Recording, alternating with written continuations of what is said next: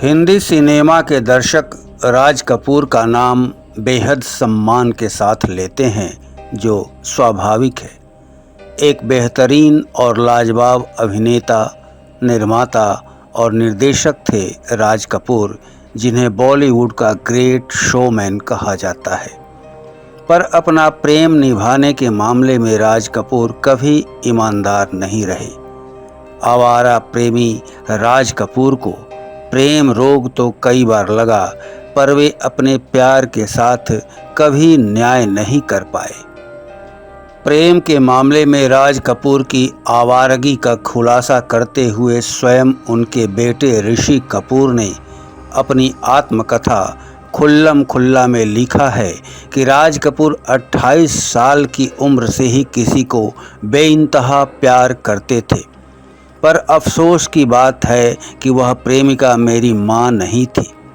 वह औरत थी राज कपूर के साथ बतौर हीरोइन फिल्म आग, बरसात, आवारा, श्री 420 एवं चोरी चोरी समेत 18 फिल्मों में काम करने वाली अभिनेत्री नरगिस। गौरतलब है कि नरगिस से पहली मुलाकात के समय राज कपूर 2 बच्चों के पिता भी बन चुके थे। राज कपूर नरगिस का यह प्रेम प्रसंग 9 वर्षों तक चलता रहा। वैसे भले ही राज कपूर नरगिस से बेपनाह मोहब्बत करने का दावा करते रहे हों, पर वे नरगिस के लिए अपनी शादीशुदा जिंदगी को कुर्बान करने के लिए तैयार नहीं थे, जबकि नरगिस उनसे शादी करने को तैयार बैठी थी। लिहाजा राज कपूर नरगिस की चाहत को लगातार नज़रअंदाज करते रहे।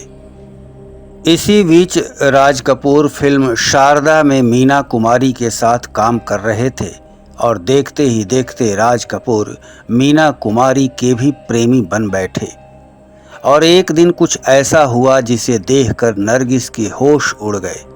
नरगिस ने आरके स्टूडियो में ही राज कपूर को मीना कुमारी के साथ एक बिस्तर पर एक साथ पकड़ लिया।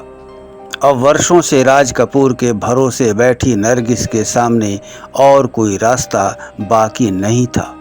नतीजा यह हुआ कि जल्द ही नरगिस ने सुनील दत्त से शादी कर अपना घर बसा लिया।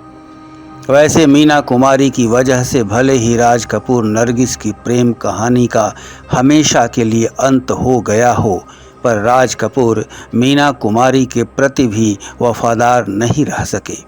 इन दोनों के संबंधों की चर्चा तो खूब हुई, पर राज कपूर ने मीना कुमारी को भी धोखा ही दिया।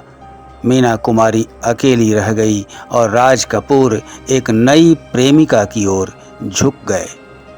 बतौर हीरो 1960 में राज कपूर की एक बेहद चर्चित फिल्म आई, जिस देश में गंगा बहती है। इस फिल्म की नायिका पद्मिनी ही राज कपूर की नई प्रेमिका बनी थी। राज कपूर पद्मिनी के साथ भी गहरे जुड़ गए थे, पर राज कपूर ने पद्मिनी को भी अपनी फितरत का शिकार बनाया और जल्द ही राज कपूर की जिंदगी से दूर हो गई पद्मिनी। यानी फिल्म जिस देश में गंगा बहती है साक्षी बनी राज कपूर पद्मिनी के मिलन और जुदाई की।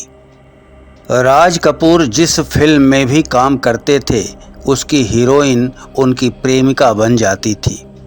ऋषि कपूर बताते हैं कि राज कपूर फिल्म, शराब और हीरोइनों के शौकीन थे।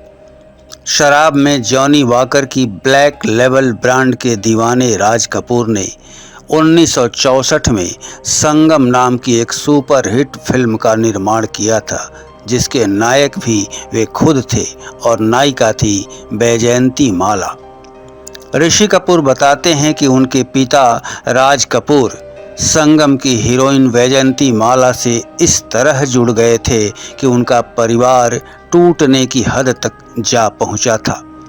ऋषि कपूर बताते हैं कि राज कपूर वैजयंती माला के इश्क में इस तरह गिरफ्तार हो गए थे कि राज कपूर की पत्नी कृष्णा कपूर ने घर छोड़ने का फैसला किया था।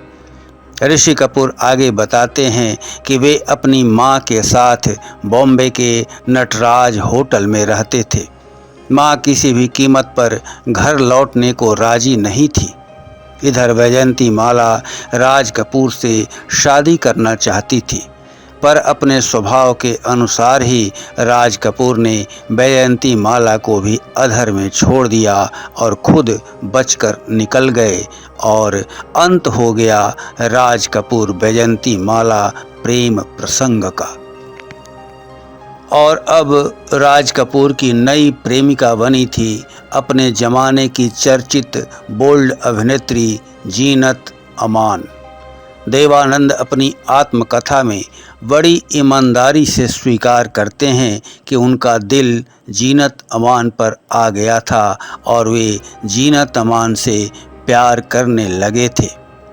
पर इसके पहले कि वे अपने प्यार का इजहार करते, उन्होंने राज कपूर और जीनत को ऐसी हालत में देखा कि उनका दिल टुकड़े टुकड़े हो गया और उन्होंने जीनत की ओर अपने बढ़ते कदमों को पीछे खींच लिया।